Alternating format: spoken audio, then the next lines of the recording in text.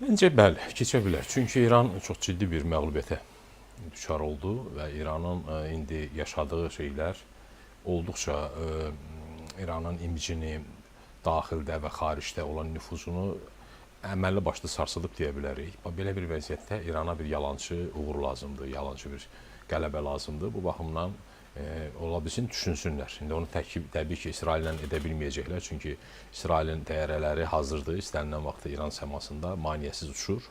Ona görə də başqa bir yerə yönlənə bilərlər və bu baxımdan da Azərbaycanla bağlı ara-sıra İran mətbuatında olan çağırışlar, fikirlər, hətta bu prezidentlərin danışığında belə İran tərəfinin yaydığı başqa məlumatlar. Bəli. Yəni bax bütün bunlar hamısı onu göstərir ki, İranın Azərbaycan təhdidi hələ də bizim üzərimizdə qalır. Amma İran, indiki İran artıq o İran deyil. 12 günlük savaş İranın mahiyyətini ortaya qoydu, gücünü ortaya qoydu, o xofunu sındırdı. Ümumiyyətlə, İranın nə qədər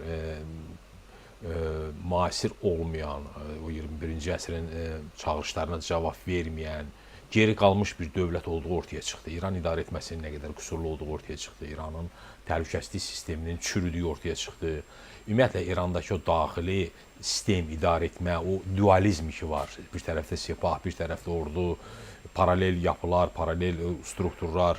Bunların nə qədər vecsiz olduğu ortaya çıxdı. Yəni, bax, bütün bunların hamısını indi bir formada kompensasiya eləmək, kiminsə üzərindən bir növcə ağartma var, vaxtilə ümumiyyətlə hər zaman deyirlər, məsələn yuma əməliyyatı edirlər, çirkli pulları yuyurlar falan. İndi bunlar bax bu çirklənmiş imişlərini, bu bəddam olmuş imişlərini hardasa yumalıdırlar. Yəni bu baxımdan Azərbaycana yönəlik bir şeylər edərlər.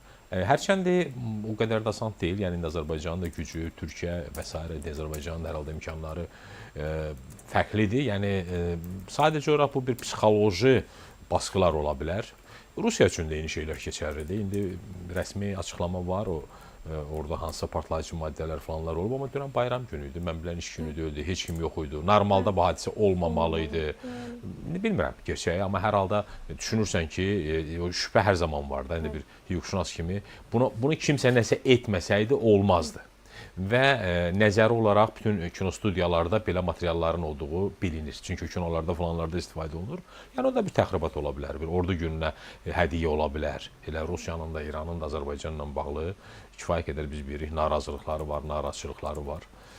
Amma o həm də onu deməyə əsas verir ki, deməli biz doğru yoldayıq. Yəni bu dövlətlər nə qədər bizdən narazı olacaqlarsa, həm Rusiya, həm İran, bu deməkdir ki, biz doğru yoldayıq.